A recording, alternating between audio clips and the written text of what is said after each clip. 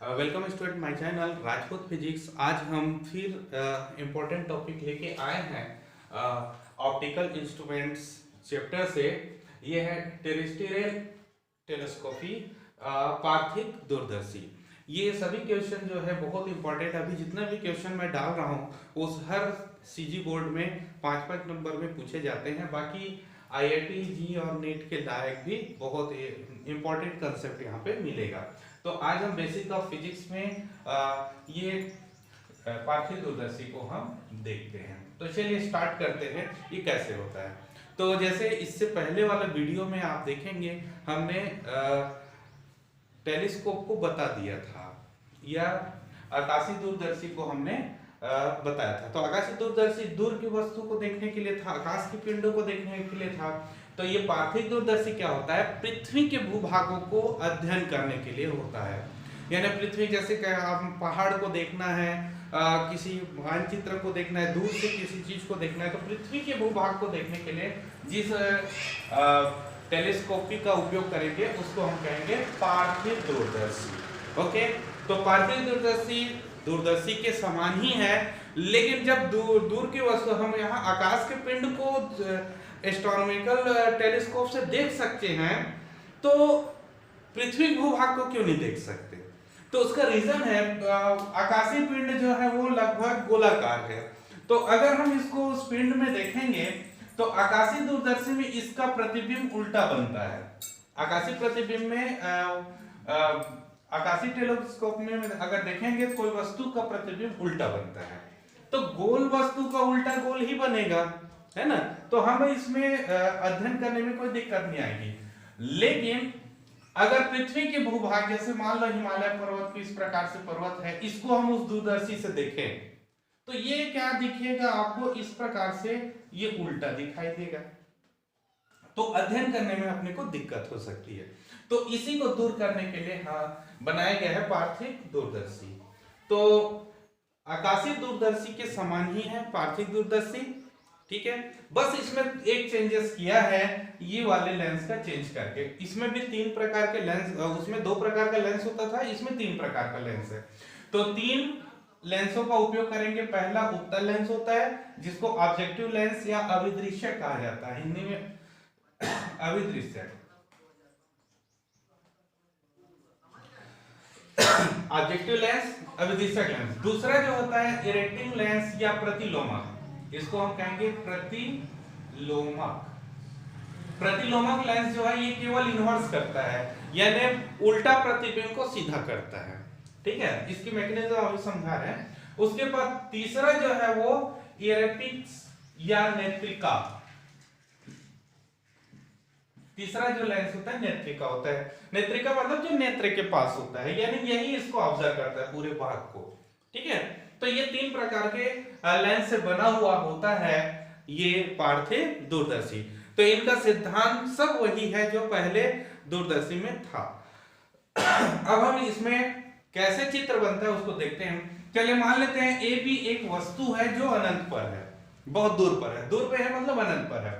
तो अनंत से आने वाली किरणें या तो समांतर होगी, समांतर किरणें होंगी। तो ये समांतर किरणें जब इसमें ऑब्जेक्ट करता है तो एक किरण देखो, ये पहला किरण सीधा निकल जाएगा ध्रुव से होकर, और दूसरा किरण जब आएगा तो फोकस में इसका प्रतिबिंब बनाएगा। यानी अभिदृश्य के फोकस में, यानी यहां से यहां तक डिस्टेंस होगा FO। अभिदृश्य के फोकस में A डैश B डैश उल्टा प्रतिबिंब, उल्टा और वास्तविक प्रतिबिंब बनाएगा। क्लियर हो गया? ये उल्टा और वास्तविक प्रतिबिंब अनंत पे रखे वस्तु का प्रतिबिंब बनता है फोकस पर, वो भी कैसे? उल्टा और वास्तविक। अब दूसरा जो लेंस होता है इरेक्टिंग लेंस जो है या प्रतिलोमक लेंस, क्या करता है? इसको रखा जाता है, हम ऐसे सेट करते हैं लेंस को ताकि इसके 2F में आ जाए। यानी ये जो प्रतिबिंब बना हुआ है, यानी A डैश B डैश जो है इस लेंस के सापेक्ष 2F डिस्टेंस में आए। 2F डिस्टेंस मतलब इसके वक्रता केंद्र में आए।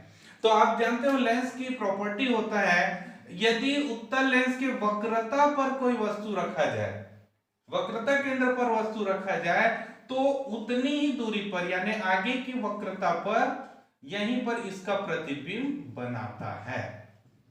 वक्रता पर रखे हुए वस्तु का प्रतिबिंब वक्रता पर बनता है, और दोनों जो है वस्तु और प्रतिबिंब दोनों बराबर माप के होते हैं। हम ये प्रॉपर्टी जानते हैं उत्तल लेंस का।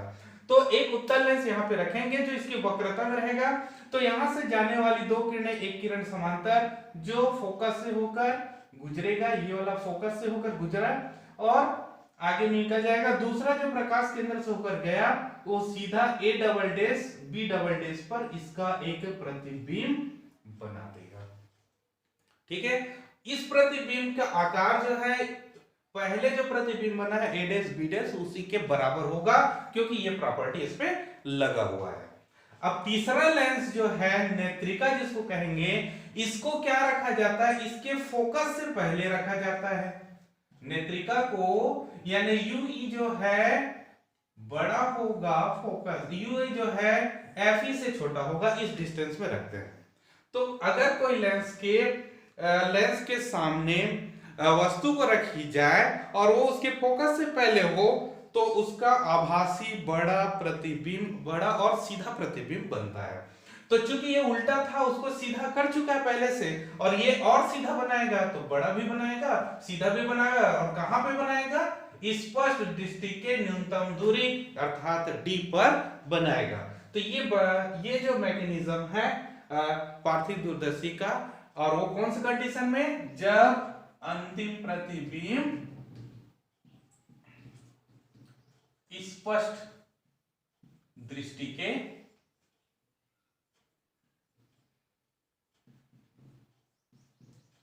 न्यूनतम दूरी पर हो।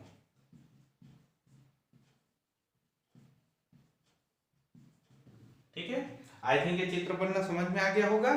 अब हम देखते हैं जब अंतिम प्रतिबिंब अनंत पर बने, तो अनंत पर बनने के लिए कंडीशन क्या है, यहां तक की कंडीशन में कोई चेंजेस नहीं आएगा, सेम वही प्रोसेस है। अनंत से आने वाली किरणें मिलेंगे, A डैश B डैश पर इसका पहला प्रतिबिंब बनेगा, फिर प्रतिलोमा क्या करता है, A डबल डैश और B डबल डैश पर प्रतिबिंब बना देता है, इसको सीधा करता है, बस यहां तक। अब दूसरा यहां पर चेंजेस क्या करेंगे, नेत्रिका को रखा जाता है, ये जो प्रतिबिंब बना है A double dash B double dash वो फोकस पर बने, यानी UE जो है वो कन्वर्ट हो जाएगा FE में।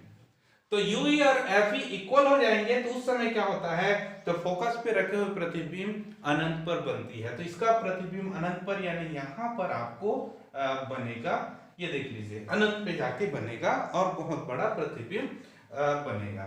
तो इस प्रकार से कोई भी वस्तु जो भी है उसका सीधा प्रतिबिंब इससे बनता है, इसलिए इसको पार्थिव दूरदर्शी कहेंगे, यानी पृथ्वी के भाग को देखने का इसका यूज होता है।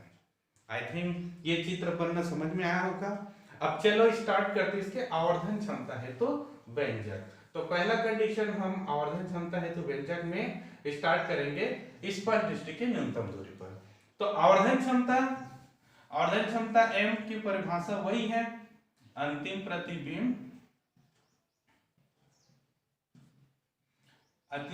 प्रतिबिंब द्वारा निर्मित दर्शन कोण बटे वस्तु द्वारा निर्मित दर्शन कोण। ठीक है, इसको हम M कहेंगे। तो यहां पर देख लीजिए M इक्वल टू, तो अंतिम प्रतिबिंब द्वारा निर्मित दर्शन कोण क्या है, ये वाली है बीटा। देखो अंतिम प्रतिबिंब यही है, इसके द्वारा निर्मित दर्शन कोण है बीटा। ओके, और वस्तु द्वारा निर्मित दर्शन कोण ये होगा अल्फा। ये वस्तु द्वारा निर्मित दर्शन कोण है और ये प्रतिबिंब द्वारा, तो ये अल्फा है तो ये भी अल्फा होगा शीर्षक विमुख कोण से। तो यहां पर देखें बीटा अपान अल्फा, क्योंकि ये एंगल बहुत छोटा होता है, दूर से रहने पर वस्तु का कोण बहुत छोटा होता है, तो इसको लगभग हम tan beta upon tan alpha लिख सकते हैं। अनंत पर है इसलिए tan अप्लाई किया जा सकता है। ओके, तो अपने को ये वैल्यूज निकालना है, तो इसको निकालने के लिए हम ये वाले ट्रायंगल का यूज कर सकते हैं, ये अभिदिशक O कह लें। ठीक है, इसकी तो जरूरत है नहीं, ये नेत्रिका E है। ठीक है, तो दो ट्रायंगल का उपयोग करेंगे, ट्रायंगल कौन सा, O A dash B dash में, ये वाला त्रिभुज के यूज कर ले O A dash B dash में। तो क्या होगा इसमें, तो चेक कर सकते हैं tan अल्फा इक्वल टू होता है A dash B dash by O B dash, लंब बटे आधार। ठीक है, अब दूसरा ट्रायंगल हम यूज करेंगे E A double dash B double dash से, E A double dash B double dash, यानी ये वाले ट्रायंगल का यूज करेंगे। तो उस ट्रायंगल का यूज करेंगे तो tan बीटा निकल जाएगा। तो tan beta equal to A double dash B double dash divided by E B double dash, ये आपको मिलेगा।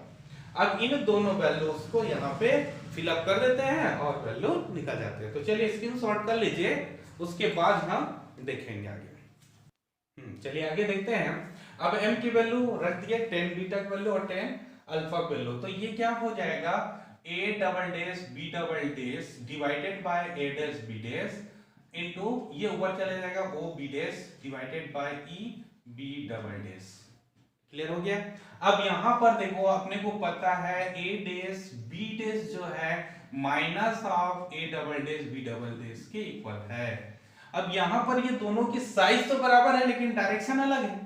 ठीक, एक नीचे है एक ऊपर है, इसलिए यहाँ पे माइनस साइन लग गया है। ओके, इसकी प्रॉपर्टी ये था, ये दोनों जो डिस्टेंस है इक्वल होता है, प्रतिबिंब और वस्तु दोनों बराबर माप के होते हैं, लेकिन ये एक दूसरे के उल्टे होते हैं। तो उल्टा है इसलिए यहाँ पे माइनस लगा दें। तो ये माइनस अगर हम यूज करें तो m की वैल्यू क्या होगा, अब ये कट के -1 बच जाएगा, तो -1 इंटू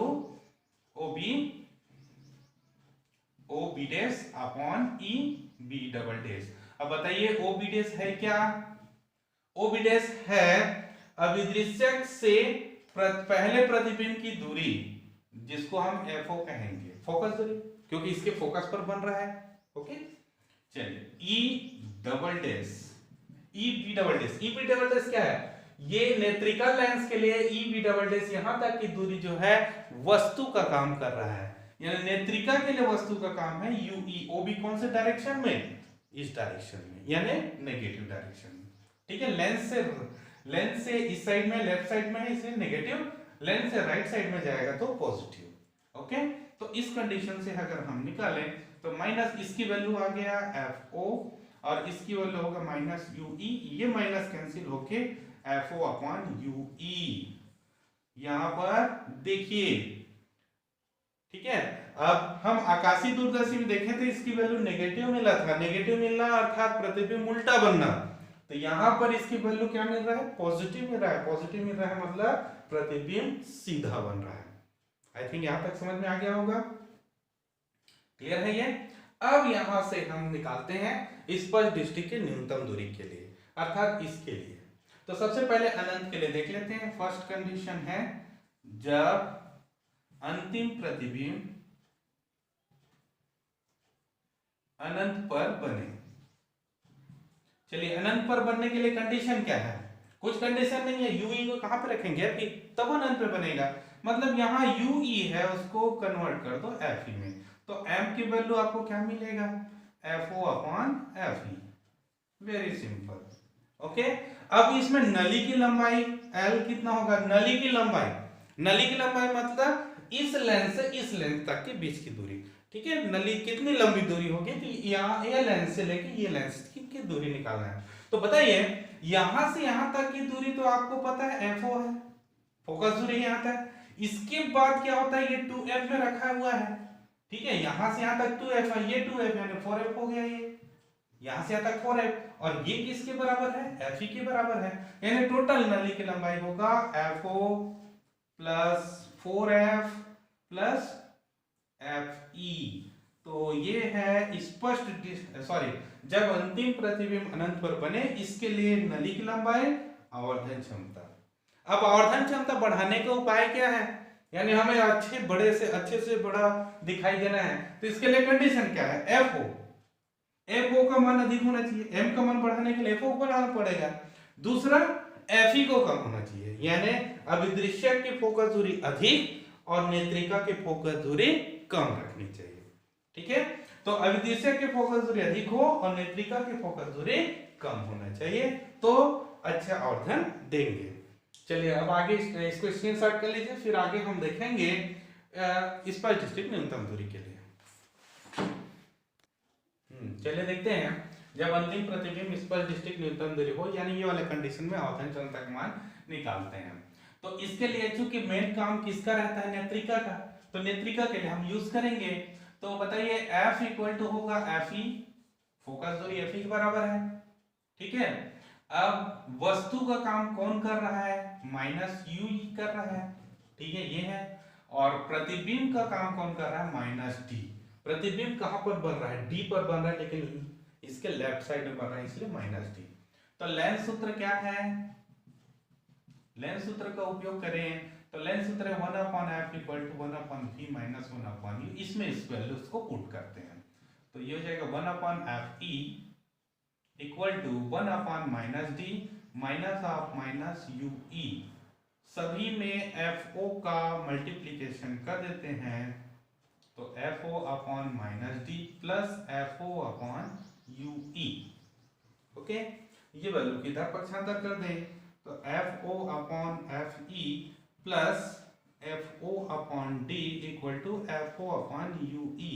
तो ये वैल्यू जो है m के इक्वल है, ठीक है। तो m इक्वल टू हो जाएगा, इसमें ये वाली वैल्यू को हम कॉमन नहीं ले लेते हैं, तो ये 1 हो जाएगा प्लस Fe अपॉन D मिलेगा। तो ये है आवर्धन क्षमता हेतु व्यंजक कब, स्पष्ट दृष्टि के न्यूनतम दूरी। अब नली की लंबाई देखें, नली की लंबाई क्या है, ये लेंस से ये लेंस तक की दूरी, तो यहां से यहां तक है FO, यहां से यहां तक है 4f और यहां से यहां तक है UE। तो टोटल नली की लंबाई होगा FO plus 4f plus UE। Okay, तो आई थिंक आज पार्थिव दूरदर्शी आपको समझ आया होगा, स्क्रीनशॉट कर लीजिए।